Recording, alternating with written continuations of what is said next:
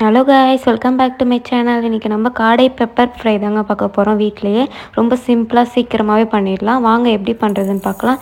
அதுக்கு முதல்ல வந்துட்டு 2 டீஸ்பூன் சீரகம் போட்டுக்கோங்க மிக்ஸி ஜாரில். 2 டீஸ்பூன் மிளகு சேர்த்துக்கோங்க. சேர்த்துட்டு நல்லா அரைச்சி எடுத்துக்கோங்க. அரைச்சி எடுத்துகிட்டு வந்தால் இப்படி இருக்கணும், நல்லா நைஸாக இருக்கணும். பாருங்கள், உங்களுக்கு காரம் இன்னும் வேணும்னா நீங்கள் பெப்பர் இன்னும் கூட கொஞ்சம் ஆட் பண்ணிக்கலாம். இப்போ அடுப்பில் வந்துட்டு கடாய் வச்சுட்டு, கடாய் ஹீட் ஆனதுமே கொஞ்சமாக ஆயில் விட்டுக்கிறேன். 3-4 டீஸ்பூன் எண்ணெய் விட்டுக்கிறேன். எண்ணெய் விட்டுட்டு எண்ணெய் ஹீட் ஆனதும் 3 பச்சை மிளகா கீறி வச்சுருக்கேன், அதையும் சேர்த்துக்கலாம். சேர்த்துட்டு நல்லா வதக்கி எடுத்துக்கோங்க. இப்போ 4 வெங்காயம், பெரிய வெங்காயம் நறுக்கி வச்சுருக்கேன், அதையும் ஆட் பண்ணிக்கலாம். ஆட் பண்ணிவிட்டு நல்லா வதக்கி எடுத்துக்கோங்க. நல்லா இந்தமாரி பெருசு பெருசாக வந்துட்டு நறுக்கி எடுத்துக்கோங்க, அப்போ தான் நல்லாயிருக்கும் சாப்பிட்றதுக்கு. இப்போ நல்லா நம்ம வதக்கிக்கலாம். நல்லா வதங்கட்டும்.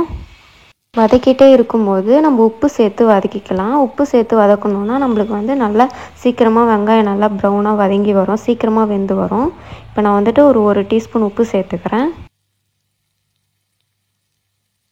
உப்பு சேர்த்துட்டு நல்லா வதக்கிக்கோங்க. நல்லா பச்சை வாசனை போகிற அளவுக்கு நல்லா வதக்கி எடுத்துக்கோங்க.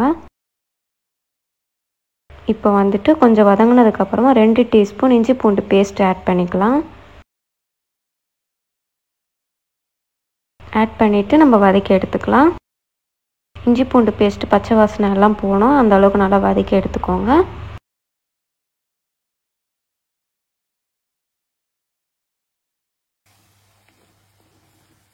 பாருங்கள், நம்ம வெங்காயம் நல்லா வதங்கி வருது. இந்த மாதிரி தான் நல்லா வதங்கி வரணும்.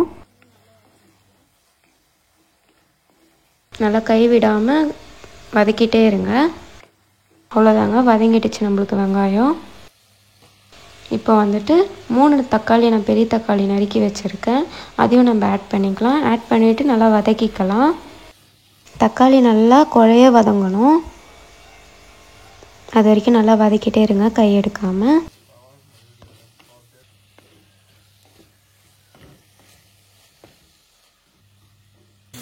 ஓரளவுக்கு தக்காளி நம்மளுக்கு நல்லா வதங்கிடுச்சு, நல்லாவே வதங்கி வந்துடுச்சு. நல்லா தக்காளியெல்லாம் மசிச்சு விட்டு நல்லா வதக்கி எடுத்துக்கோங்க. இப்போ நம்ம மசாலாலாம் ஆட் பண்ணிடலாம். நம்ம அரைச்சி வச்சுருந்த மிளகு சீரகம் தூள் ஆட் பண்ணிக்கலாம். இது வந்து தனியா பவுடர் 2 டீஸ்பூன் ஆட் பண்ணிக்கிறேன்.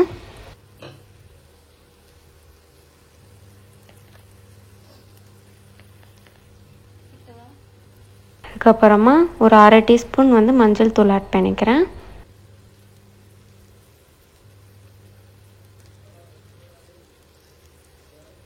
ஒரு டீஸ்பூன் மிளகாய் தூள் ஆட் பண்ணிக்கிறேன், வெறும் மிளகாய் தூள், நல்லா காரமாக இருக்கும். ஒரு 1/2 டீஸ்பூன் கரம் மசாலா ஆட் பண்ணிக்கிறேன்.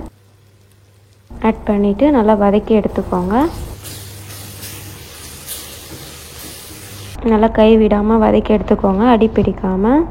அதுக்குள்ளே சப்ஸ்கிரைப் பண்ணிவிட்டு அந்த பெல் ஐக்கான் கிளிக் பண்ணிவிட்டு லைக் பண்ணிவிட்டு வந்துடுங்க. என்னோடய அடுத்தடுத்த வீடியோ உங்களுக்கு அப்டேட் ஆகிட்டே இருக்கும். இப்போ நல்லா வதக்கி விட்டுக்கோங்க, அடி பிடிக்கும், ஸோ அதனால் நல்லா கண்டி விட்டுக்கோங்க. நல்லா பச்சை வாசனை போகிற அளவுக்கு நல்லா வதக்கி விடுங்க. மசாலா எல்லாமே பச்சை வாசனை போகணும், அந்த அளவுக்கு நல்லா வதக்கி விட்டுக்கோங்க.